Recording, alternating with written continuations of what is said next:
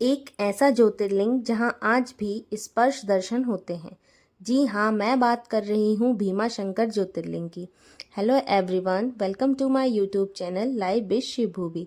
आज मैं आपको ले जा रही हूँ छठवें ज्योतिर्लिंग जो कि है भीमा शंकर ज्योतिर्लिंग की महान धार्मिक यात्रा पर।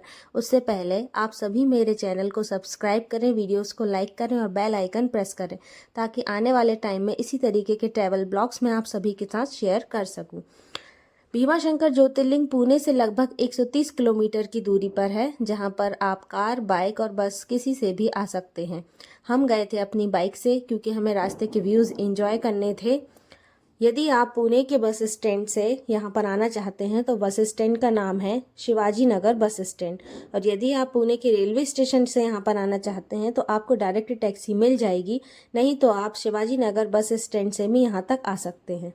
यदि आप बस से यहाँ पर आते हैं तो आपको शाम को 6 बजे से पहले यहाँ से रिटर्न हो जाना चाहिए, क्योंकि यहाँ पर शाम को 6 बजे के बाद बस सर्विसेज नहीं रहती हैं। यदि आप हमारी तरह व्यूज़ एंजॉय करना चाहते हैं तो आपको पर्सनल व्हीकल से ही आना चाहिए, क्योंकि देखिए कितने प्यारे और खूबसूरत नज़ारे देखते हुए हम पहुँचे थे भीमा शंकर क्षेत्र में। भीमा शंकर ज्योतिर्लिंग के दर्शन से पहले आपको भीमा शंकर ज्योतिर्लिंग की कहानी जानना चाहिए। भीमा शंकर ज्योतिर्लिंग की कहानी में भीम नामक एक राक्षस होता है जो कि कुंभकर्ण और करकटी का पुत्र होता है, जो भगवान ब्रह्मा जी से वरदान प्राप्त करके देवताओं और मनुष्यों को बहुत परेशान करता है। तब सभी भगवान शिव से प्रार्थना करते हैं कि आप इस दुख का निवारण करें।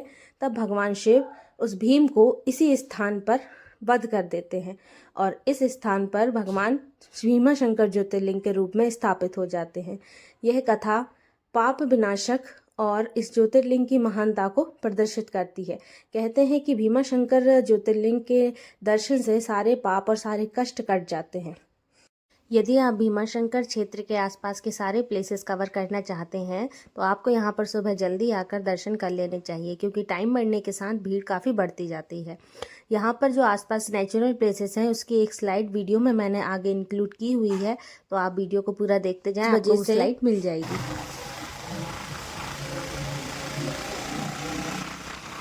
फाइनली हम पहुंच चुके हैं भीमा शंकर टेम्पल के बहुत पास।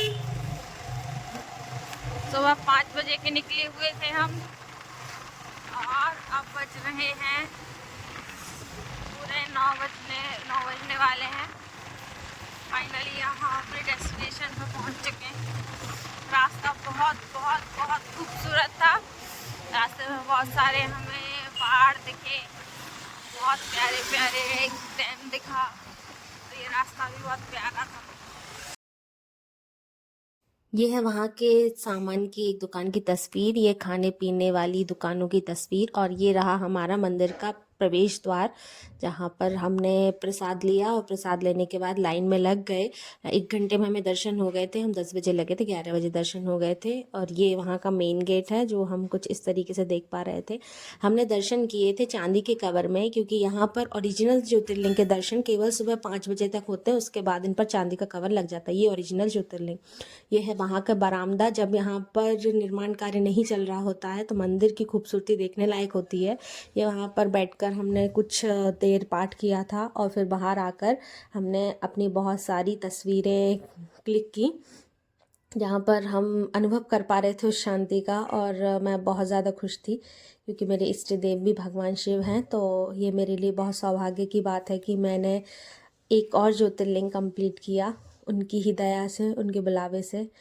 बहुत दिल को छूने वाला अनुभव था, क्योंकि पहला ज्योतिर्लिंग है जिसे मैंने स्पर्श करके दर्शन किया, उनकी पूजा अर्चना की। आसपास राम मंदिर, 9 देवियों के मंदिर भी हैं जिन्हें हमने देखा, वहाँ पर गए। और ये है वहाँ के प्लेसेस जो आप लोगों को ज़रूर विज़िट करने चाहिए। हम नहीं जा पाए थे क्योंकि हम अपनी पर्सनल बाइक से गए थे, तो हमें टाइम से लौटना भी था। अब आपको एक बहुत इंटरेस्टिंग सफ़र पर ले जा रही हूँ, जो कि है गुप्त भीमा शंकर की यात्रा। गुप्त भीमा शंकर का ट्रैक मंदिर से लगभग 2 से 3 किलोमीटर है।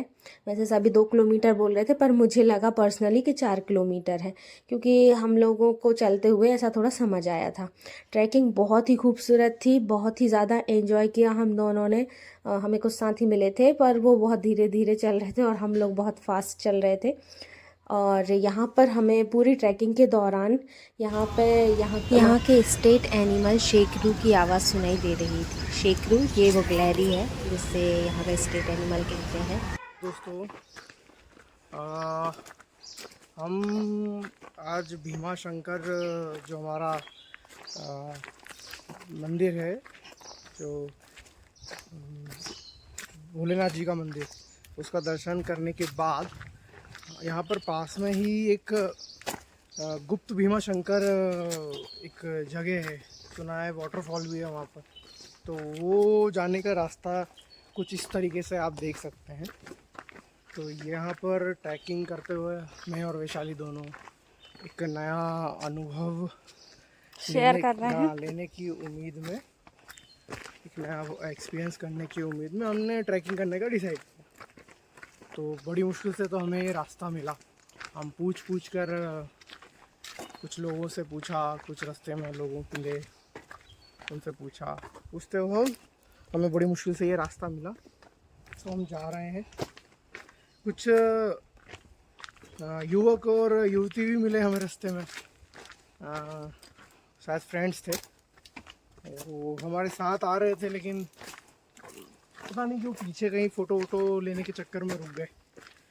तो फिलहाल हम दोनों और एंजॉय कर रहे हैं एक दूसरे की कंपनी को। और अच्छा है, ट्रैकिंग करते रहना चाहिए कभी कभी। ठीक, bye bye. Okay bye. Finally हम पहुँचे गुप्त भीमा शंकर। तो देखिए ये है वहाँ का नज़ारा। छोटा सा वाटरफॉल था क्योंकि मॉनसून नहीं था। ये हैं हमारे शिव जी जो कि गुप्त रूप में इस आकार में हैं और बहुत प्यारे लग रहे थे। हमने यहाँ पर बहुत प्यारी पिक्चर्स क्लिक करवाई। और ये वाटरफॉल मॉनसून में बहुत ज़्यादा हैवी फ्लो के साथ बहता है। हम अभी जनवरी में गए थे इसलिए वैसा नहीं था। ये है भीमा नदी का उद्गम स्थल और ये वहाँ के मंदिर की तस्वीर है। और यहाँ का जो मंदिर है वो यहाँ की मूर्तियाँ इतनी प्राचीन है, बहुत ही ज़्यादा। ये देखिए, आप देख सकते हैं खुरदुरी सी नक्काशी है, बहुत प्यारी मूर्ति। और फिर निकल गए हम अपने घर की तरफ वापस। यदि आपको वीडियो पसंद आया है तो प्लीज़ लाइक करें, सब्सक्राइब करें, बेल आइकन प्रेस करें और आने वाले ब्लॉग्स के लिए हमें इसी तरह देखते रहें। आप सभी के सपोर्ट और प्यार के लिए धन्यवाद। हमारा ये सफ़र आप सभी के साथ और भी खूबसूरत होता जा रहा है और हमारी ये फैमिली हम चाहते हैं बहुत बड़ी हो जाए। Thank you so much.